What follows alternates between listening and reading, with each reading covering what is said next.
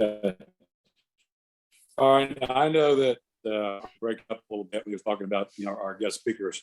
We are a group of investors in Volusia County, and what we try to do is to bring in guest speakers in the business that are local. So they're not out of town speakers. Most all our speakers have all been local. Just like Eliot, he's a local guy. You can feel him and touch him. You can ring him up on the phone.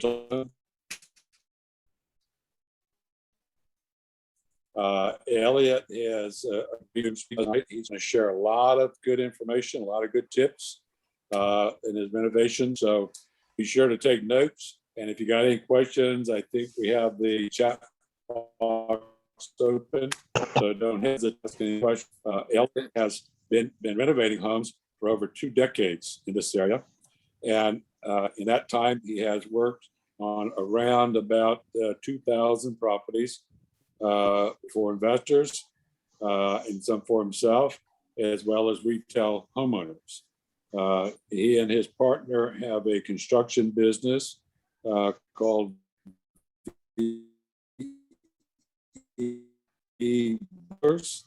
Eliot is two wonderful daughters, and we are pleased to have him speak tonight. So, Eliot, we are pleased that you could join us tonight, and so it's all yours.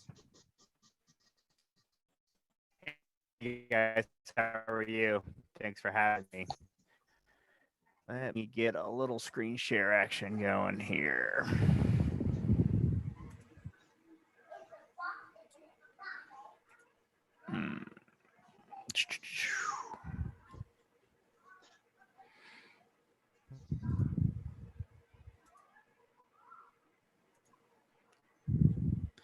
All right, can everybody see the slideshow? Yes. All right, first of all, thanks for having me. I work in Orange and Orange. I've been here in Volusia all night. I work in Seminole and Orange County. My main reason for being here tonight is just to go over really making sure that people are getting the right information when they deal with contractors. Dealing with contractors is a challenge. I already heard somebody say that as they were talking, basically we're going through how contracting and dealing with contractors is a challenge. So what I'm going to do is go through evaluating homes for investment purposes and you guys some actual things that are happening. I can't see my own. Are you guys good with the slide? I can't see it. Yeah, it's good. Okay, cool. All right, first off, do your research. When you are looking at homes, don't take anything for granted. Bed, bath, square footage, surveys. I can tell you many landlords tell me, I just replaced the air conditioner. I just replaced it. Usually that's what, 4 years, 5 years? So check permits, check roofing permits, anything that looks awkward. If a house has a gable roof and there's one square room in the back that you got to duck in to get in, always be really leery of those things. HOA municipality restrictions. I know that Airbnb is a hot button right now. I've seen on Facebook within the last 7 days, people advertise houses for B&B that are not in B&B locations. So all the things that we all do for research are important for your contractor, because it's disappointing for us to meet with somebody that thinks they have a 1,600 square foot house and you have to heartbreak them and tell them it's a 1,200 square foot house with a 400 square foot shed in the backyard. Septic or sewer, big deal, especially actually in Volusia where you guys, there's a mix of there. It's really important to know what you're getting into.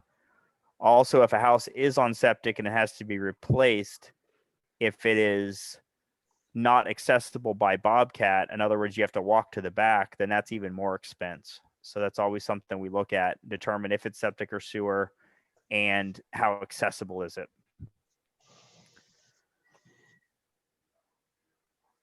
aluminum wire. Mid 70s, we decided to use aluminum wire to single strand for our homes.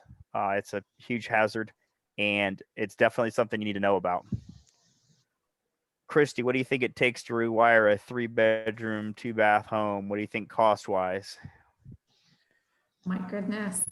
I haven't done my research on this yet. So if you walked in a house that had aluminum wire and you said, it's going to cost a lot, what's 3-bedroom, your number? 2-bath, you said? Sure, 3-bedroom, 2-bath, Oh, 1,500 I'm square just foot. gonna take a guess. You guys be easy on me. 15K. Good guess. About 15 to 20,000. Oh my gosh. Okay. There you go. So, but it's still, these things add up quick. So when we walk through these homes, we want to be able to, now we're not home inspectors, but we want to pay attention to all the things around us, because 10 grand here and 15 grand there can make a home go from valuable to not valuable real quick. There is a legal reason having aluminum and copper that I'm going to do a little ticky-tacky. So if you see some aluminum in a panel, don't freak out, but make sure you know what you're looking at. In this case, most of the home was aluminum, and there was some copper that had been fed in. Do you guys want to do any questions as we go, or save questions till the end? I'd say people put it in the chat. I'll be monitoring that and let you know.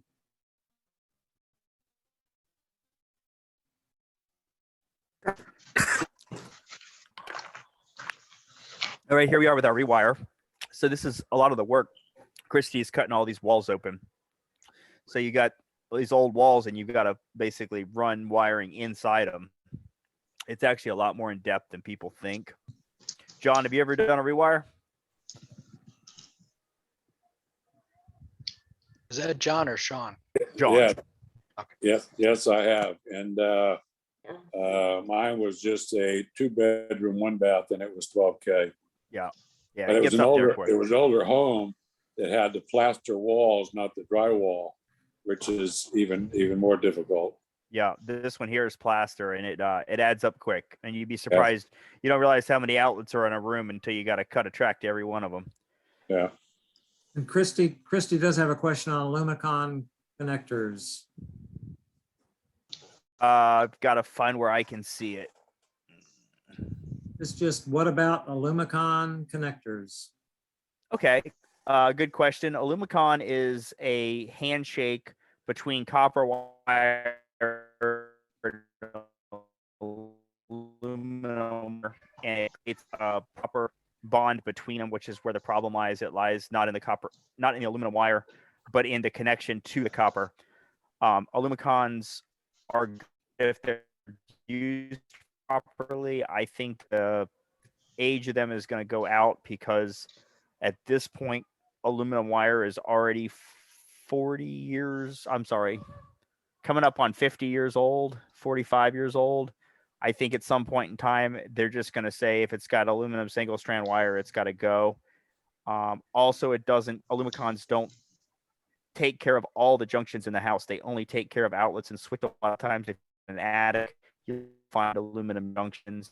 So Alumicons are a legal band-aid to aluminum wiring. If you're going to sell a home that's $225,000, it may be an acceptable to get a homeowner, a place to live, and then they can work on it down the road. But if it is a home that's like 400, 500, I wouldn't do Alumicons, because I think the client would be looking for a full version of it, in my opinion. Does that make sense? Yes, I agree with that. Okay. I've got a picture here of polybutylene and PEX. Their PEX is the currently acceptable pipe system, and polybutylene is the no longer good pipe system that is always what I call battleship gray. It's got a gray hue to it, and nothing else has that gray hue. So if you see the gray, it's always polybutylene. A lot of clients ask me about bathrooms. Hey, I want to make this 3-bedroom, 1 bath, a 3-bedroom, 2 bath. So I kind of wanted to go over what that looks like functionally and why it costs usually about $20,000. So this is a space that was acceptable as a bathroom space. It simply didn't have a bathroom. This is an old home that had a single bath, and we were making it a double bath. So the next thing we do is we cut all the concrete out. We install the plumbing. Of course, this would be easier on a new construction home. This is actually more work than starting from nothing. And then, of course, we pour in some concrete.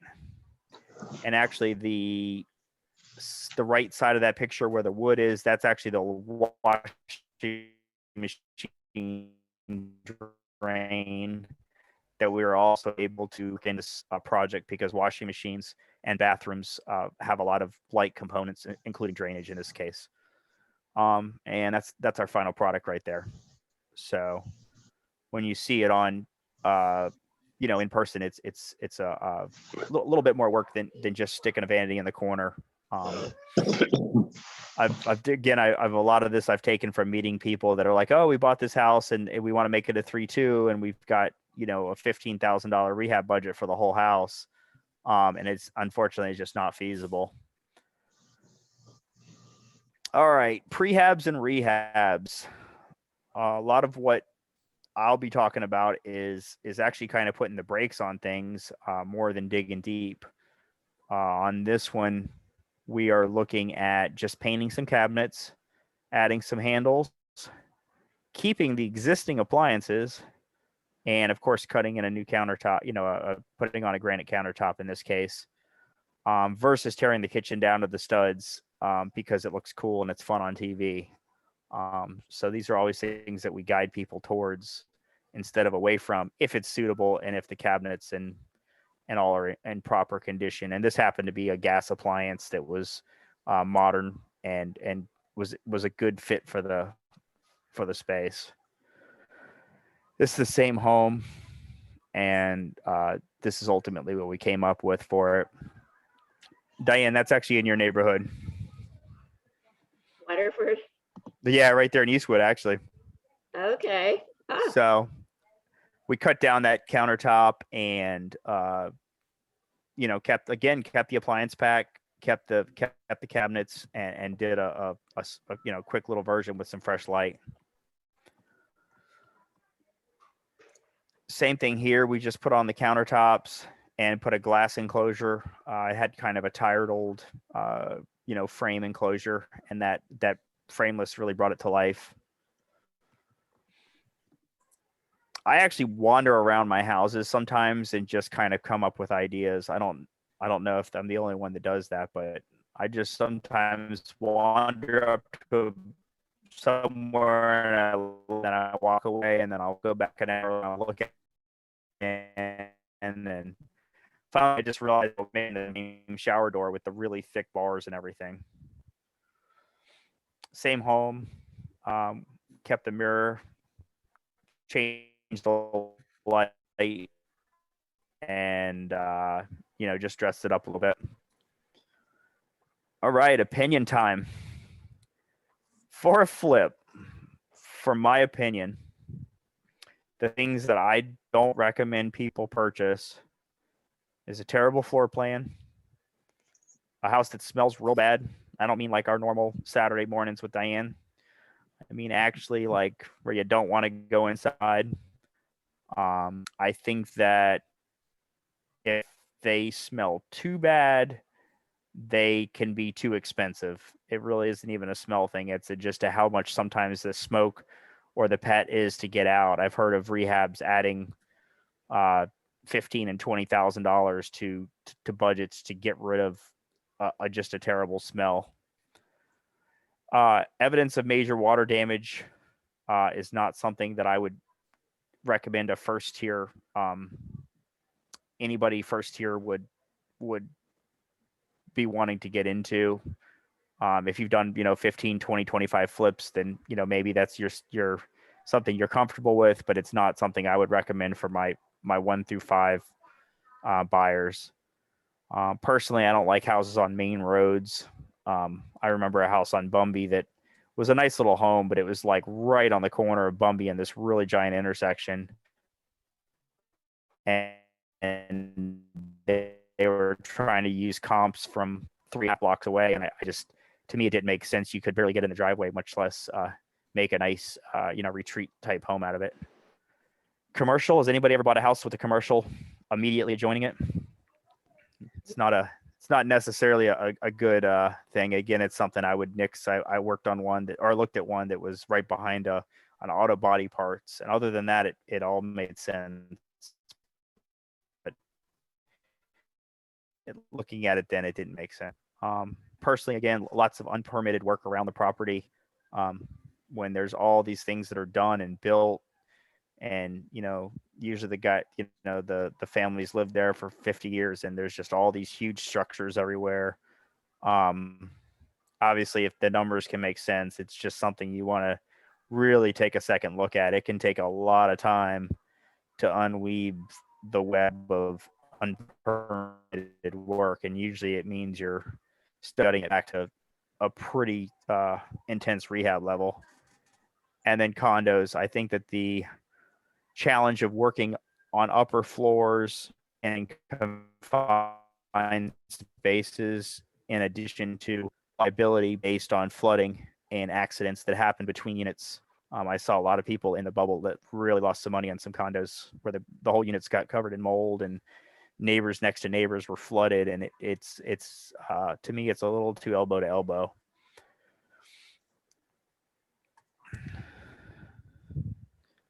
Wanted to show a roof that it was an obvious need of replacement. Again, we're not home inspectors, but if you see things like this, I think it's pretty obvious that it's going to be called the roofer time.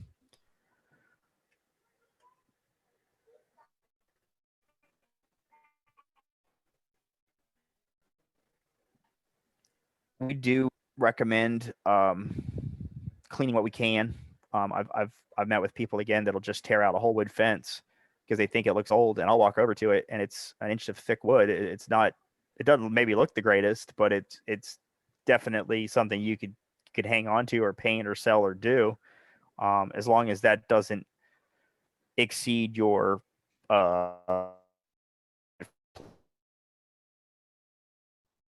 in this case, this wood fence actually cleaned up, very, very well. It was a well done fence. It just needed a cleaning. It had been under some trees, and it's on the MLS with a $400 price tag on it. I put this slide in here because I really think that I'm guilty of it, and I think everyone can be. I really recommend, especially when you're doing a quick walkthrough, you get that phone call and you're walking around the house and someone calls you and, hey, come look at this house. I'm going to sell it. I just really recommend taking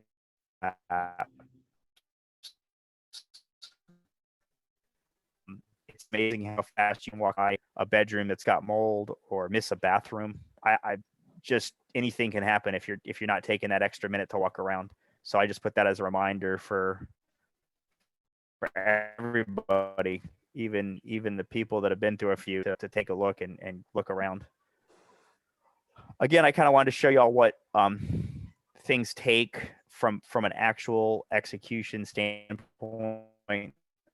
So this is a customer that wanted an under air laundry room. This was permitted in Seminole County. Nice area, just didn't have, you had to just basically stand outside and do your clothes the way that it was built in the 60s. So we're talking pouring footers, concrete block, tie into the roof line, doors, smoke alarms stuck. Pretty good little project. But again, from a standpoint, it's not a massive change. So that's why in the planning cycle, we're always really careful to make sure that somebody understands what they're getting into, and your contractor should be letting you know that your laundry room is going to run you. If a contractor can't tell you, hey, this laundry room is going to run 18 to 20 grand, he just says, hey, I'll build you a laundry room, and you guys aren't having that conversation.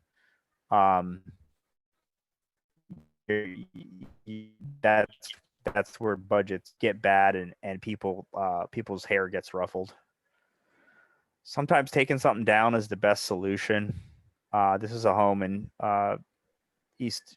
real East Winter Park, and it is this home built patio that was, you had to duck down into the patio to get in it, and it was simply not anything appealing. So we chipped off the tile, took down the patio, and pulled a quick demo permit, and away it went. And as you can see from picture 1 to picture 2, doing nothing was a huge, going backwards was a huge improvement. And they put the house on the market and sold it, and they preempted home inspection, buyers being scared of buying it because it had a major. The thing was pieced together like a popsicle stick project. Sometimes simple changes can really make huge differences. I've always thought that this bathroom had such a fundamental change just on that little wall opening. Those are the kind of things that I think flippers and buy and hold investors are looking for, and Airbnb nowadays, where it just makes such a huge visual difference. I see Diane smiling at it. It's a huge visual difference to just do something small like that, as opposed to just reinventing the wheel. The toilet's in the same place, the vanity's in the same place. It was just a simple change that a quality contractor can offer you to really fundamentally change a room. Again, this is just a lot of pressure cleaning, painting, pool maintenance, throwing away the. I'm sorry, we didn't even throw away the benches.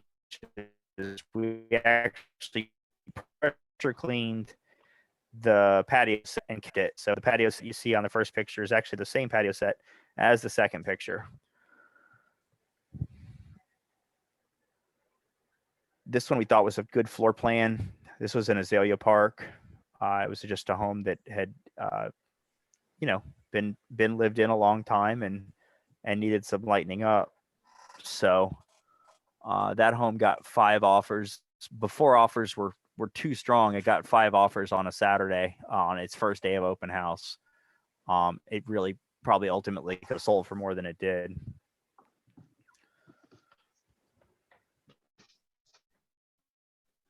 This is the kitchen of that same home.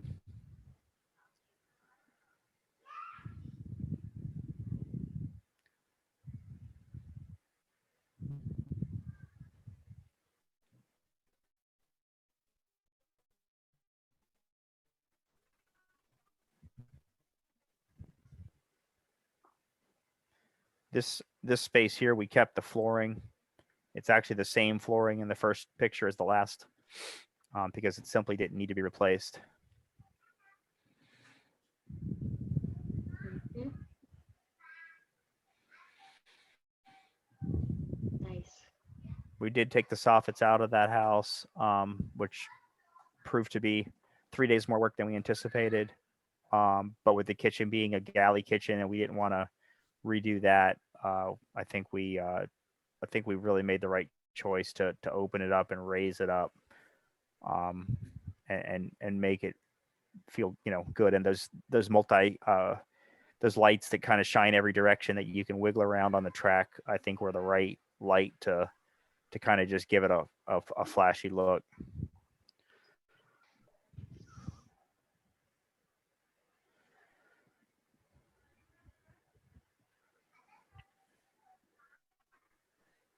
I had a lot of people ask me about why we didn't stucco this home.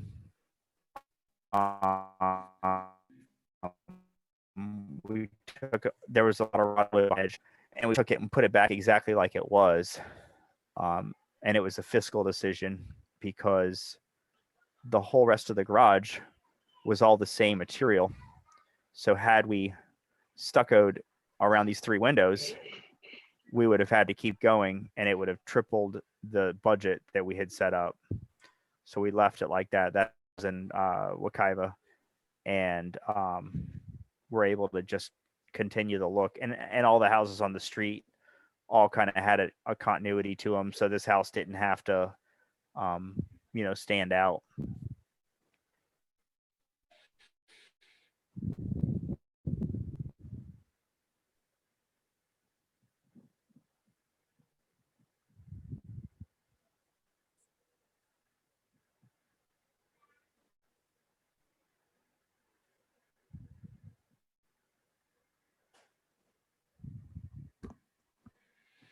You guys, if we go along, if anyone's got any questions, just let me know. You can either unmute and speak them or throw it in the chat. Well, we actually closed outdoor and still opening doorway. In the middle of the picture, there was a kind of you could just kind of run laps around this house the way they did it. And we actually closed in the French door, and we where that click is, and filled it back in so that it had no formal space when you walked in. It just looked like there was a sale on French doors at Home Depot. So this was an odd space. The toilet just sat in a kind of bizarre part of the bathroom. So we repurposed a door and made the door the vanity top for some good feel in the area, and made it feel like a little bit bigger bathroom. I think some people in the room know Aiden. He did our flooring on that job. Okay. Nice. That was the first gray island I ever did. When the island color change, everybody thought was a really like a big deal. That was the first one I actually rolled the dice on, and it really did look good. It was a nice standalone island with a nice white background, and it really fell into the design pretty well.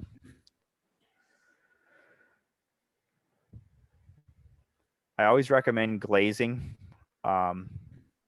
reglazing the tile, and a lot of people feel that it's going to look cheap or not good.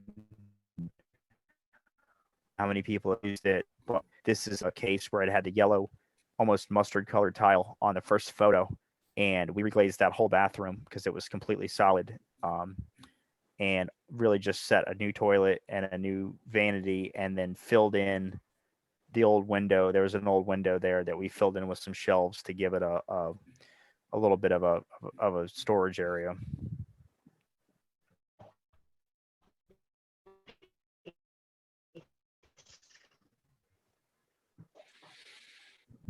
Colors and rental houses, but just painting this house would have helped it immensely.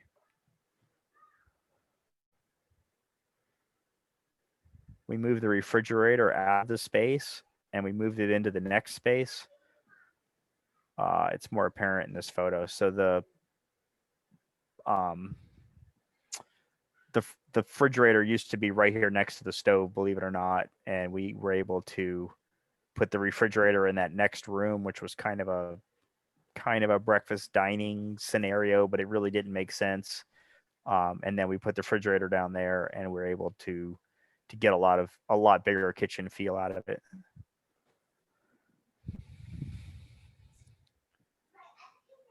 All right, we've got put a roof on it reno, where we were open to the sky, getting a sunburn, and we're able to put it back together. John, have you done one with trusses and all that? No. They're a lot. You really got to have some value in it to make it make sense. It's the same home as well. We closed in doors and made closets, and there was a lot of bad. This house had too bad a floor plan to make sense. It really took a lot of managing of the floor plan to make this house worth what it was worth. This was actually a one-car garage that we were standing in, and the garage is where these cabinets were. And we made a doorway out of it. I do want to continue to give you guys advice on dealing with contractors, because that's most of what I like to talk about. Reminding everyone to always have signed contracts stating scope and payment schedule. I've even seen people that have done several projects with somebody get to the third project and assume it's all going to be hunky dory. And at the end of the day, that's things can still go sideways on the third project like they can on the paying a vendor every Friday because they got some stuff done is the surest way to be have $10,000-$15,000 in work and a vendor that disappears. In other words, 10,000 or 15,000 to go versus being almost done. A lot of the early stuff in contracting work is easy and looks easy. Or I'm sorry, it looks hard, but it's easy. It's the stuff at the very end that making the baseboards fit and making the cabinets fit and some of those things that take a minute.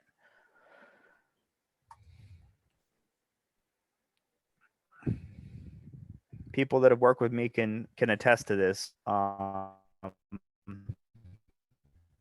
If you always have money to pay the vendors and they can't get it done, if you hold on to that money and at least you have a good backing for going out and getting it finished if you can't get it finished.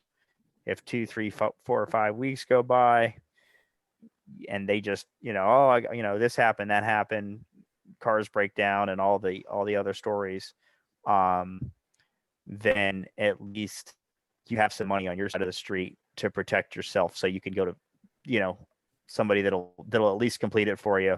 And hopefully you're not holding the bag on that. Nowadays, online is very simple.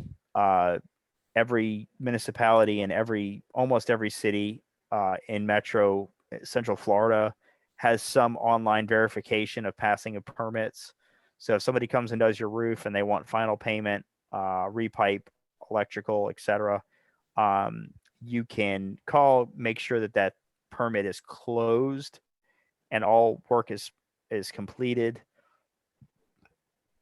or look online. I prefer to look online if you can, because you can print the screenshot. If there's a contractor that's trying to get paid before his permit's closed, it's something I would not at all ever do. And I'll do it in my business life. All right, we got some free tips of the night here. Follow up on the houses you don't buy. Does anyone do that? Am I the only one? Yeah. I go back to the houses. I've definitely had some houses that I've talked to my customers into buying and looked at buying, and I finally say, you know what, I'm just going to put it on the list. I'm going to see what happens. And I've seen some really good home runs. I've seen some people do some really make some good moves on the homes. And I've also gone by a year later and there's a dumpster in the driveway and there's no windows. But hopefully everybody's forward, and I always check what repairs are made. And then I always go back to my ARV that I had thrown at it and see what kind of ARV it got, what kind of ARV it received, so that I can be more educated. And that's the easiest thing you can do if you don't do anything else. Following houses that you think about is at least a little test run without costing you.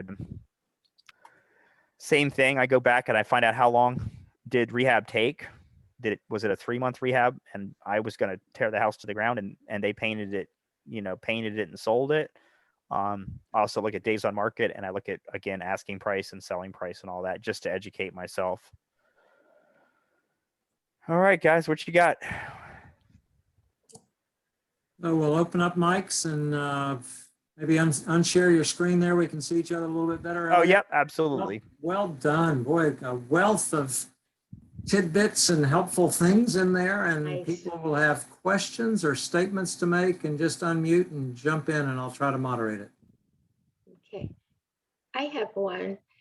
I'd like to go back to one of your early slides where you had painted cabinets in a kitchen. I have painted cabinets. I've had mixed results with the outcome.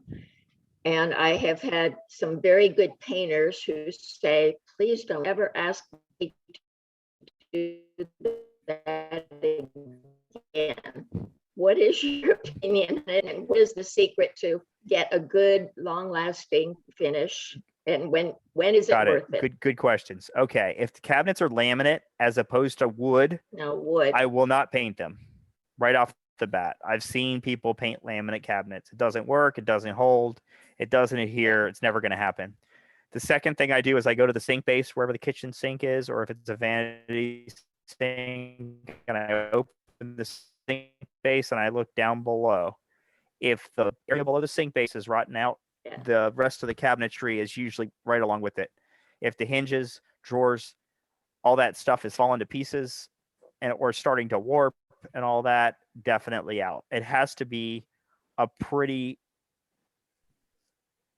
deep, decent level of cabinet. If it was put in a few years ago and it just, I mean, I've had clients put in things that they liked, but they didn't meet current MLS once, and they were just solid cabinets that were like 2 years old, then it's a great donor.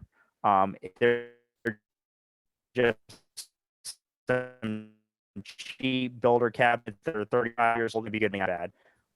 And then the last part of your question is just find people that actually advertise that they paint cabinets, because it takes a different animal than painting a house. Mhm. There's a couple companies in town that are fairly pricey. I think there's some painters that will specifically say they paint cabinets. That's part of their spiel. And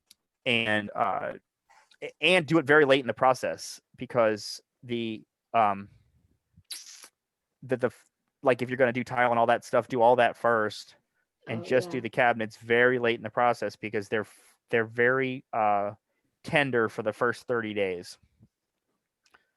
The latex paint takes 30 days to really kind of solid up.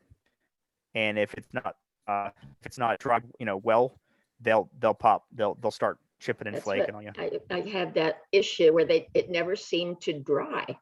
That's a prep issue. And we were It's- using good paint, good Sherwin-Williams paint, and No, you know, it's a prep issue. It has to sanded be. down and everything. Yeah, yeah. They can be a challenge. If in doubt, I change cabinets. I change one out of 7, I would say, or something in that neighborhood is going to be my cabinet where I would consider painting. I'd say 6 out of 7, I'm going to replace cabinets. Yeah. But one of my points of that slide is just because what a lot of my line is 5. What a lot of people that have done less than 5 flips will do is they'll jump into a kitchen and they see it on TV at first, like they're just, and it's almost like they're damaging their own home, because I'm like, why'd that toilet was good, this vanity was good, you can't, stop and make sure you got a plan before you go in there and just tear the house to the studs, because that's fun, it's a great time, but it's not a money making option. Good question, Diane. Thank you, Eliot. Other questions from people or comments to make?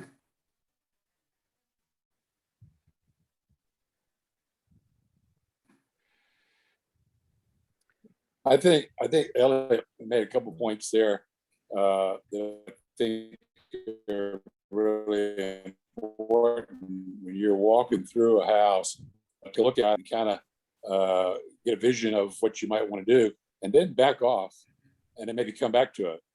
Okay.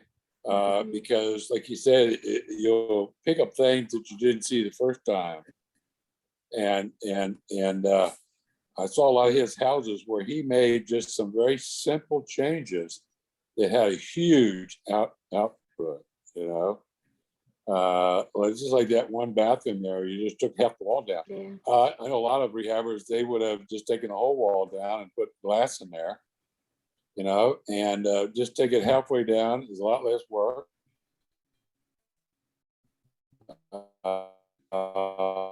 And then made a huge difference. So I think that's important when you walk through and you get your ideas together, you know, talk them over with your partner or somebody, and then revisit it. Okay, before you actually settle down on what you're going to do. And if you have a sales agent, if you have somebody that's selling the home for you, if you're not doing your own real estate, that person should at least not be a decision maker unless they're hired to be one. But you know, sometimes just getting some fresh view in there to be like, hey, why don't you just do this? And you should be open to ideas if you're going to flip houses, because you're not going to live in it. Everyone wants to. It's really hard to break that. You're not going to live here. So real estate 20 homes last weekend or 20 homes last weekend. They're a better mouth of, you know what, this looks terrible, or hey, this is something you could leave alone and it'll probably sell in this neighborhood. Yeah, I agree with that. Yeah. Good point. Yeah. I like Christy, I'm picking on you because you said you were the newest. Did I run too fast on you? I took a lot of great notes. And it was very opening. And I kind of felt like I had a pretty good understanding of house components. You proved me wrong, which is kind of a good thing. So I still have a lot to learn. I do have some questions. You know, I'm new to this.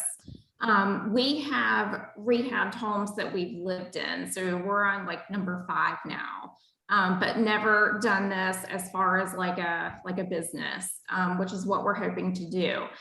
So in my research, some people have said that they've kind of gotten on the hook for subcontractors not being paid by the general contractor.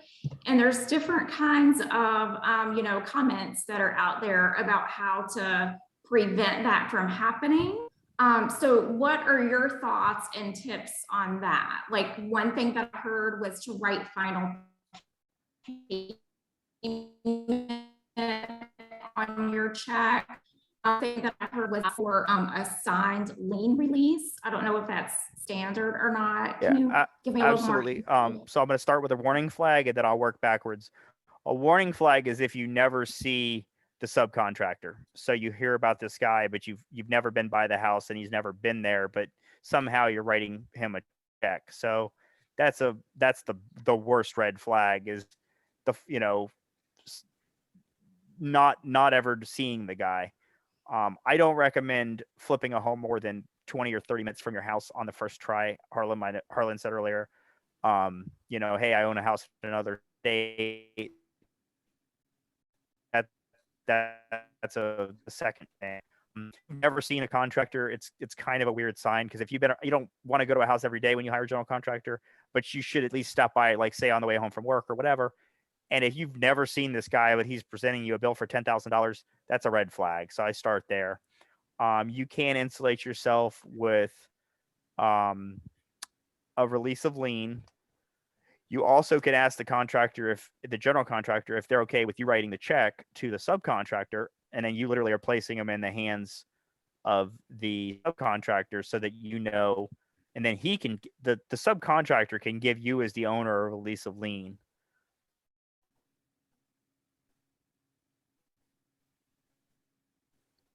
I allow that in certain circumstances. Like for instance, if somebody puts in a cabinet deposit, instead of it running through me, it just goes straight to the cabinet company because it's a large check when they choose to. And then that way they know the cabinet company is receiving $10,000, and it can, it can help you in some ways.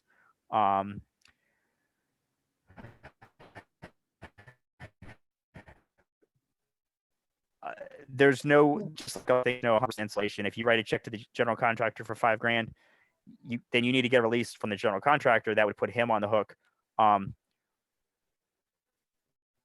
in general, you're dealing with your contractor, if it feels that sketchy, then you probably already, in other words, there's no way. Most people that tell me they got taken by a contractor, their next thing out of their mouth is, "Oh, he was such a nice guy." So the answer is they're meant to be nice guys because they're schemers. So, and I don't want you to sound like everybody is, but it does happen. So, my point is, if you feel too sketched about the person as a person, probably, at least check. If anyone in this room said, "Hey, I want to talk to the last house you flipped," I say, I flipped the house. Oh, where'd you flip? Oh, I flipped a house over on Elm Street. Okay. Well, is it for sale? And if you can pull up and say, 329 Elm Street, it's on the market, it's on the MLS. Here's the photos. Hey, who's the owner of the house? Oh, well, it's owned by John Vetch. He's a, local investor. Well, can I call him and say, hey, can I talk to John for a minute? And you call John and say, "Hey, John, I'm over here with John Smith. He says he just flipped your house on Elm Street." Most of what you're getting by that is their reaction. If they start freaking out, like, "Oh, well, I didn't really work on it. My friend worked on it," like, all bad. But if John picks up the phone and says, "Oh, I work with him on the last 5 houses I worked on. He's got a great bunch of guys," obviously insulated. Most projects are 3 to 5 months, give or take. So don't let 2 days cause you to get in a situation. In other words, don't race through your 2 days of finding a contractor, because either way, you've got a 5-month project. It's going to be a lot more fruitful for you to spend, a moment ahead. And you can definitely meet a contractor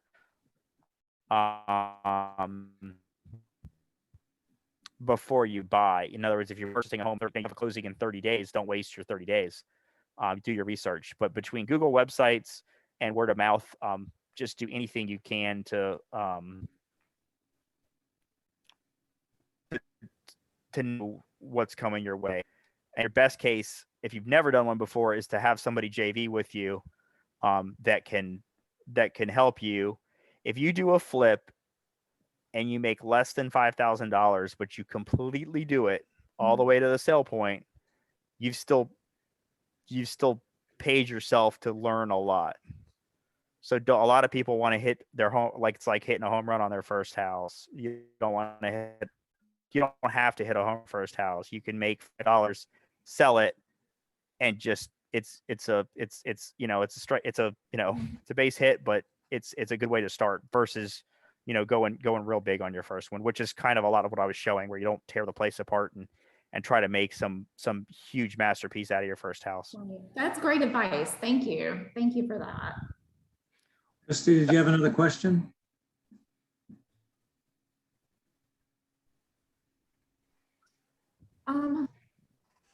Can you tell me a little bit about how detailed the scope of work should be? That's a good room. I like room by room. Right. In other words, kitchen, bath, primary, bedroom 1, bedroom 2, main spaces, exterior. If a client produces me a scope of work, I appreciate it, because it allows me, if you are going to get three bids, is my high end of bidding, by the way. You don't need 5, 6, 7, 8 bids. It turns into analyzation, parallelization. My point is, if you give somebody a scope of work, a 1-page scope of work, new flooring, new paint, ceilings, fans in all the bedrooms, lights in all the living rooms, cabinets, countertops, etc. Just a real basic, granite countertops, anything like that, but without getting too deep. If you can present that to your different contractors, at least everybody's starting on the same place. I'll tell you that a red flag is if they don't even come close to quoting you for anything you told them. In other words, if they're not even paying attention on day one, where you hand them a thing that says you want a new kitchen and they write you up for a new bathroom for whatever, it's already a bad sign. It happens. It happens. I'm sure somebody in this room it's happened to. I've had people that have like the guy wrote up paver patio and they wanted a screen room. You know, like if they're not paying that close, it's definitely there's some detail orientation to the business, and if you can't even read a basic scope of work and produce a simple estimate or proposal, yeah, that's already one for the trash pile. I would say. Okay. Good advice. What's that? That's good advice. Yeah. Anybody else on the call tonight have a question? Go ahead and unmute and ask it, and we'll see what we have. I got a visitor. Yes, you do. Hey there. Hi. Hi. Wonderful. What? Yeah, there you go. All right. So Oh, Elliot, you mentioned payment schedule, scope. What's the third thing? I'm sorry. Third thing. What three things? I'm sorry. You mentioned three things: payment schedule, and have a scope of work. And the third, I didn't get it. Let me get back to it so I make sure I don't get it wrong. Yeah, no. Scope, payment schedule. I guess, payment schedule. yeah, payment schedule, scope of work, and passing permits. Or Okay. or make sure the permit closed, I guess, maybe. Right. Yeah. Not only letting, because I've had, again, people I've met with, you come up to the industry. A lot of people call me when they've hit their first bump in the road. So I've had people pay contractors because the guy's like, oh yeah, I passed permits, whatever, I'm going to go, and they give them a check for, I mean, I'm talking substantial money, and come to find out that the thing failed miserably. I mean, roofs, plumbing, electrical, like it needed new wires, it wasn't hooked up right, it wasn't grounded right, like it's almost put a button in today's world. Orange County, City of Orlando, Seminole County, City of, almost all these municipalities. I'm not positive up in Volusia because I don't work there, but find out the information before you write a check that's tens of thousands of dollars that the city said that the roof is fixed, or that the city said the electrician did the right thing. Yeah, good point. Thanks for the question, Al. Yep. Mhm. We've had a good evening tonight, and it looks like we're going to finish up a little early, and that's okay. A reminder, Diane, Saturday in a couple of weeks here. What's the? Saturday, the 16th at 9 a.m. Okay.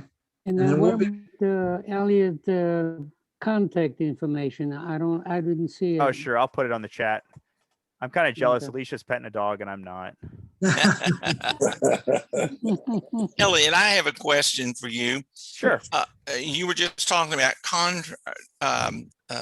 pulling permits, and in our contractor, when I work with contractors, I usually tell them I will not pay them until that permit is signed off by the county. And that's tough for roofers sometimes because they want to get paid. Is that a standard practice or not? I won't pay I didn't pay my roofer on my personal house until it got inspected, because the inspector comes right then for your dry-in. There's no reason that they can't wait till 5 o'clock on Thursday to get paid for a roof. And if you're have enough time to be there, the inspector, I'm not saying follow him on his hip, because they tend not to be the most outgoing guys sometimes. Some of them are very nice and some of them are very keep to themselves.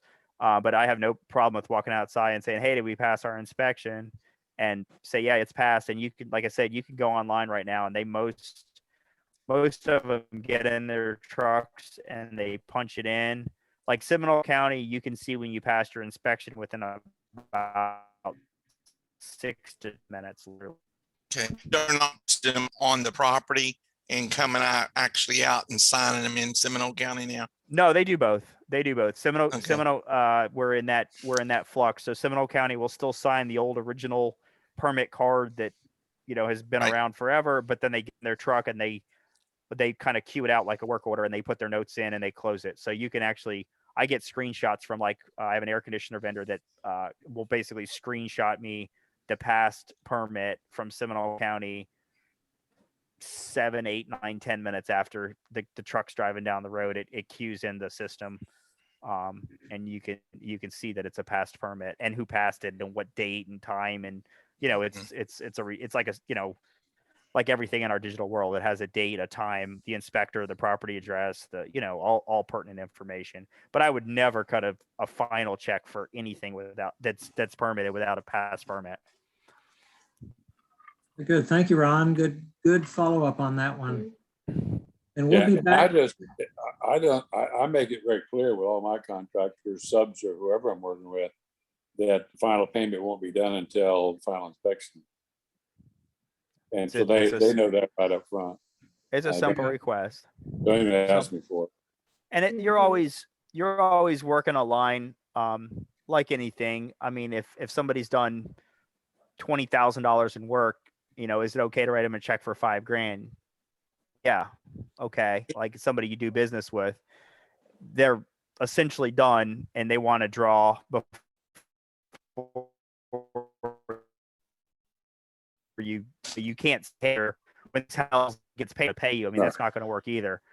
But there's a line that you have to follow where, for instance, I have a customer who took $3,000, gave a tile guy $3,000 as a deposit for doing their bathroom, but they had bought the tiles. So they basically just gave them the $3,000 profit because the guy was going to show up with a trowel and a grout float and do the bathroom. He didn't have any stake in the game. Why are you giving him $3,000? He hasn't done anything. You bought the tile, you bought the thin set, you bought the grout. He doesn't need a deposit at all if he can't, So she wrote him a check for $3,000, and unfortunately, she never saw him again. So, pretty lucrative from him, pretty unlucrative for her. And there are subs that do that too. So be aware of it. Yeah. That raises a question. How do you feel about working with a client who is also hiring their own subs in addition outside of you? Actually, I personally, my contract stipulates that I don't do it at all. Okay, you'd mentioned somebody who'd hired a tile guy, and that's what kind of. No, she had hired her own tile guy. Fortunately, he had left her where he started. Okay. I'm, as we said, I've been doing this a while. I'm to the point I won't work with anybody for any reason because it's a part of the puzzle I can't manipulate. It's a timing piece I can't manipulate.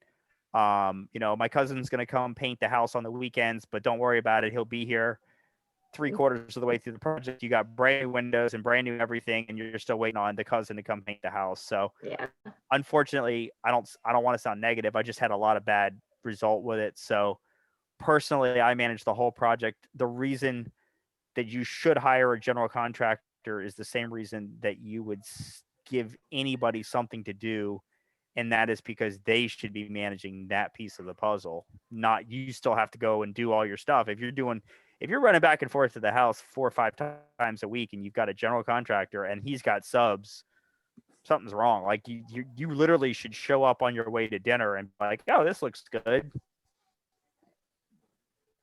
Yeah. It's a full service. If you're at a full service restaurant, you don't expect to have to go,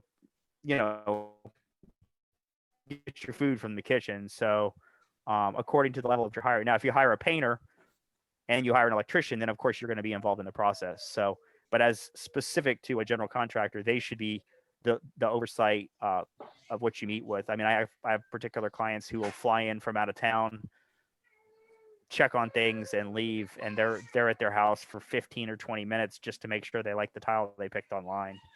So I personally run it pretty well, but it's definitely not most. I would say most general contractors would not want to work with a lot of extra people. Yeah, I agree with you. There, it's hard for you to have any control when there's somebody else who might do substandard work or something. But there are investors who think that they can get it done cheaper and they're trying to save money. And, you know, I see that it happens sometimes, and I wondered how I you see feel. I see it happen a lot of times.